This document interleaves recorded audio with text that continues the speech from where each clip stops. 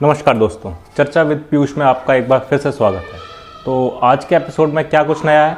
आज के एपिसोड में भारत और साउथ अफ्रीका के बीच सेकेंड T20 मैच पर हम डिस्कशन करेंगे। भारत और साउथ अफ्रीका का पहला T20 मैच तो आप सब जानते ही हैं कि ये बारिश की वजह से धुल गया। दूसरा मैच शुरू हुआ पर इस पर भी बादल बहुत ज़्यादा मंडरा रहे थे, पर एनी हाउ ये मैच शुरू हुआ और इसमें साउथ अफ्रीका ने टॉस जीतकर पहले भारत को बल्लेबाजी करने का न्यौता दिया। अब जब भारत पहले बल्लेबाजी करने आया तो जो भारत के जो दोनों ओपनर हैं यशस्वी जायसवाल और शुभमन गिल, दोनों ही बिना खाता खोले पवेलियन लौट गए। मतलब भारत के लिए अच्छा झटका था कि भारत 6 रन पे 2 विकेट गंवा चुका था। फिर आते हैं तिलक वर्मा और उसके साथ स्काई। अब स्काई अब आए हैं तो उनका नाम ही काफ़ी है, क्योंकि उन्होंने आते ही फिर से वो हवा में शॉट खेलने शुरू कर दिए, जिसके लिए वो स्पेशली जाने जाते हैं। तिलक वर्मा ने भी उनका बखूबी साथ निभाया, कुछ बहुत ही अच्छे शॉट्स खेले और मतलब एक अच्छा दोनों में कॉम्बिनेशन दिख रहा था और बहुत तेज़ी से ये लोग आगे बढ़ रहे थे 10 रन प्रति ओवर के हिसाब से।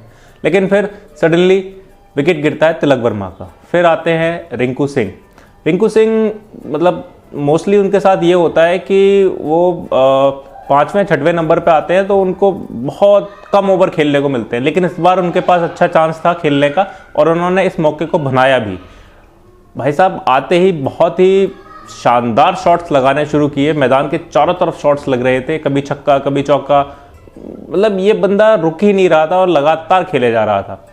तभी फिर बीच में थोड़ा सा स्टॉप लगता है और स्काई का विकेट गिरता है। स्काई का विकेट गिरने के बाद फिर आते हैं रविंद्र जडेजा। फिर रविंद्र जडेजा के साथ धीरे धीरे इनकी पारी शुरू होती है और मैच को धीरे धीरे आगे बढ़ाते हैं। भारत एक अच्छे टारगेट की तरफ बढ़ रहा होता है और फिर मतलब लास्ट के ओवर में 2 छक्के लगातार मारते हैं रिंकू सिंह। रिंकू सिंह को जब से मतलब हम नोटिस कर रहे हैं, रिंकू सिंह लगातार बेहतरीन प्रदर्शन करके दिखा रहे हैं। वो मतलब अपने सेलेक्टर्स को बता रहे हैं कि भाई मेरा कोई और ऑप्शन नहीं है, मैं हूँ तो मैं ही हूँ। भारत का टोटल स्कोर जाता है 180 रन और फिर से बारिश शुरू हो जाती है।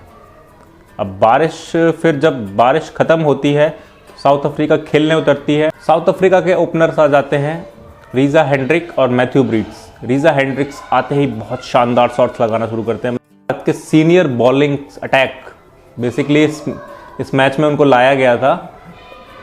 मोहम्मद सिराज और अर्शदीप सिंह, मतलब चारों खाने चित कर दिए जाते हैं इनके, तो हर तरफ मैदान में शॉट्स लगाए जाते हैं और धीरे धीरे ये पारी आगे बढ़ने लगती है। फिर बीच में एक विकेट गिरता है और उसके बाद फिर आते हैं मार्करम जहाँ से चीज़ें ख़त्म हुई थी वहीं से फिर से आगे बढ़ाते हैं और बहुत ही जल्दी से ये टारगेट्स पूरे कर लिए जाते हैं। मतलब 13 ओवर में 153 रन बना के DLS मेथड से साउथ अफ्रीका बहुत ही आसानी से ये मैच जीत लेता है। अब भारत 1-0 से पीछे है इस सीरीज़ में।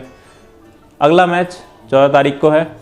होप सो कि स्काई की टीम फिर से वापसी करेगी और एटलीस्ट इस सीरीज़ को 1-1 से बराबर करके ख़त्म करेगी। रिंकू सिंह इस मैच में 39 बॉलों में 68 रन की शानदार पारी खेलते हैं। मतलब ये उनकी पारी ऐसा लग रहा था कि ये वन मैन शो था जो रिंकू सिंह के लिए था और कहीं ना कहीं हम कहेंगे कि ये उनकी पारी जो उन्होंने बेहतरीन पारी खेली वो काम नहीं कर पाई और इंडिया मैच हार गई, तो उनकी मेहनत थोड़ी सी ज़ाया चली गई। बट कोई नहीं, उन्होंने फिर से सेलेक्टर्स को दिखाया कि वो उन पर पूरी तरीके से भरोसा कर सकते हैं और हर बार रिंकू सिंह उनके भरोसे पे खरा उतरेगा। और ये बंदा जिस तेज़ी से आगे बढ़ रहा है, ये बंदा मुझे लगता है कि T20 वर्ल्ड कप में ये ज़रूर खेलेगा, क्योंकि इस बंदे ने एक अलग ही छाप छोड़ी है। पूरी दुनिया इसकी तारीफ़ कर रही है अब धीरे धीरे।